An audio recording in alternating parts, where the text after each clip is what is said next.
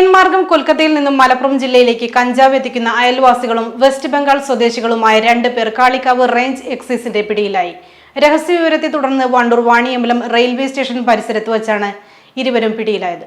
West Bengal കുച്ച് ബിഹാർ ജില്ലയിലെ മാതാ ബംഗാൾ പനിഗ്രാമിലെ ഉച്ചബരായി 34, നിൽമാധവ് ബിസ്വാസ് 24 എന്നിവരാണ് പിടിയിലായത്. ഇന്ന് പുലർച്ചെ വാണിയമ്പലം റെയിൽവേ സ്റ്റേഷൻ പരിസരത്ത് നടത്തിയ പരിശോധനയിലാണ് ഇവർ പിടിയിലായത്. പ്രത്യേകം തയ്യാറാക്കിയ ബാഗുകളിലായാണ് കഞ്ചാവ് എത്തിച്ചത്. ഇതര സംസ്ഥാന തൊഴിലാളികൾ ജോലി ചെയ്യുന്ന കോഴി ഫാം പോലുള്ള തോട്ടമേഖലകളിലേക്ക് വിതരണം ചെയ്യാനാണ് ഇവർ കഞ്ചാവ് എത്തിക്കുന്നത്.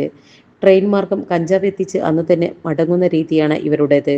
പരിചയമില്ലാത്ത മറ്റൊരു സംഘമാണ് ഇവർക്ക് കഞ്ചാവ് നൽകുന്നത് എന്നതിനാൽ സംഘത്തെ മുഴുവനായി പിടികൂടുക പ്രയാസമാണ്. പ്രതികളെ പെരിന്തൽമണ്ണ കോടതിയിൽ ഹാജരാക്കി. രാവിലെ പുലർച്ചെ വാണിയമ്പലം റെയിൽവേ സ്റ്റേഷന് പുറകുവശത്ത് നിന്നായിട്ട് ഹൈസ്കൂൾ റോഡിൽ നിന്നും 2 അന്യസംസ്ഥാന തൊഴിലാളികൾപ്പെട്ട 2 പേരിൽ നിന്നും 4.145 കിലോഗ്രാം കഞ്ചാവ് കണ്ടെടുക്കുകയുണ്ടായി. കുറച്ച് നാളായിട്ട് കേരളത്തിലെ കൂടുതലായിട്ടും കഞ്ചാവ്, ഹെറോയിൻ പോലെയുള്ള മയക്കുമരുന്നുകൾ വിതരണം ചെയ്യുന്നത് പശ്ചിമ ബംഗാൾ, ആസാം തുടങ്ങിയ അന്യസംസ്ഥാനത്ത് വരുന്നവരാണ്. Sahara golden diamonds, Kottappadi, Malappuram. Phone 9744 912 916.